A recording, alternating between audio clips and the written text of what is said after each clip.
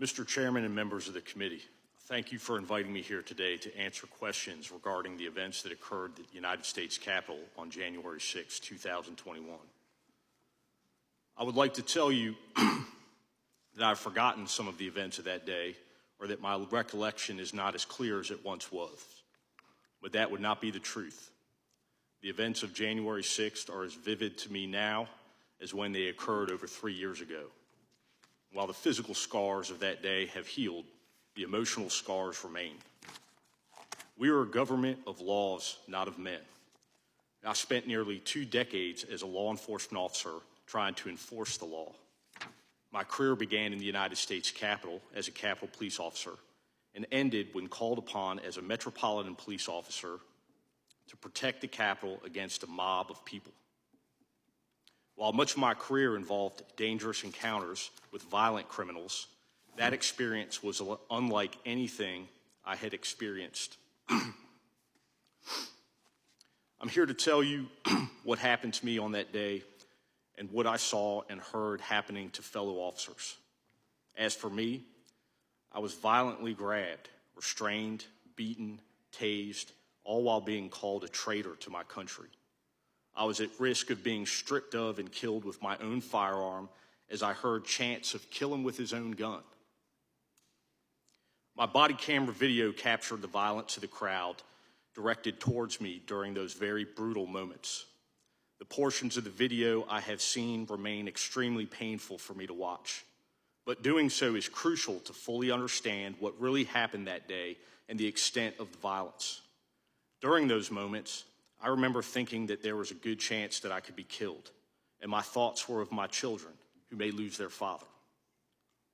While I'm here to share my experience, I know that hundreds of other law enforcement officers responded that day. They were outnumbered and acted with tremendous bravery to protect the Capitol and all those present inside who serve our country. Those officers have sustained injuries, both physical and emotional.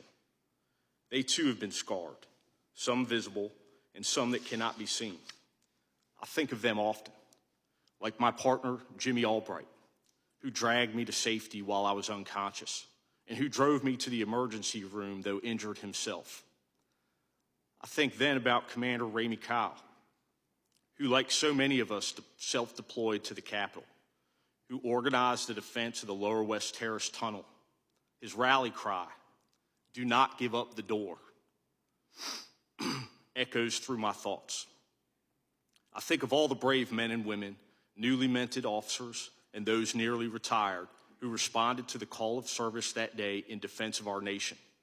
Those who are still on the front lines each and every day to make our cities safe and protect our institutions of government. I appear today not to give my opinion or analysis or advocate for some action, but simply to bear witness.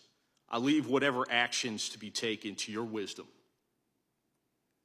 and where we go as a nation to the American people. I have no agenda or affiliation. I do not come with malice in my heart, but only a deep love of this country, which I know is shared by so many others, both young and old, both Republican and Democrat.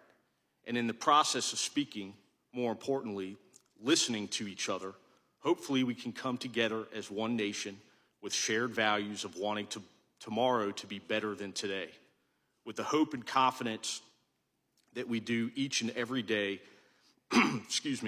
is for the singular purpose of trying to provide a better life for our children and our children's children in generations to come. I thank you for your invitation to be here today and the opportunity to speak with you. Thank you, Mr. Fanone. We'll now proceed under the 5